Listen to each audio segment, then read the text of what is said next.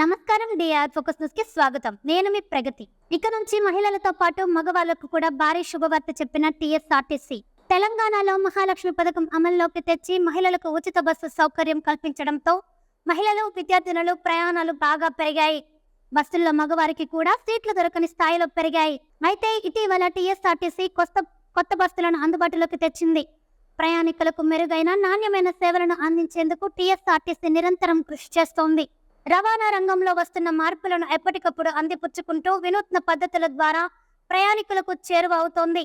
అందులో భాగంగానే ప్రయాణికుల సౌకర్యార్థం కొత్త బస్సులను కొనుగోలు చేసింది.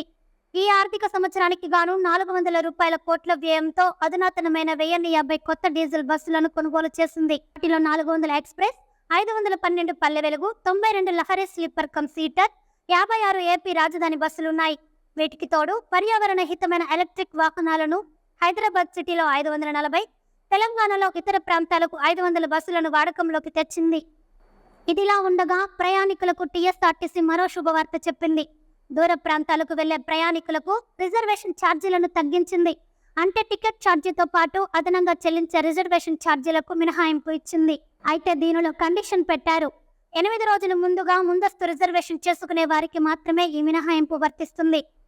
టీఎస్ఆర్టీసీ బస్సుల్లో ముందస్తు రిజర్వేషన్ కోసం http:/tsrtconline.in వెబ్సైట్ ఓపెన్ చేసి బుక్ చేసుకోవచ్చు. దీనికి సంబంధించిన ట్విట్టర్లో సంస్థ ఎండీ సజ్జనార్ వెల్లడించారు.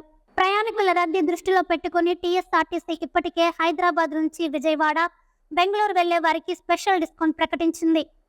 ఈ మార్గాల్లో ప్రయాణించే ప్రయాణికులకు టికెట్పై 10% డిస్కౌంట్ ప్రకటించింది. అయితే ముందుగా బుక్ చేసుకున్న వారికి మాత్రమే ఈ డిస్కౌంట్ వర్తిస్తుందని చెప్పారు. రాయితీ ఆఫర్ తిరుగు ప్రయాణానికి కూడా వర్తిస్తుందని టీఎస్ఆర్టీసీ ప్రకటించింది.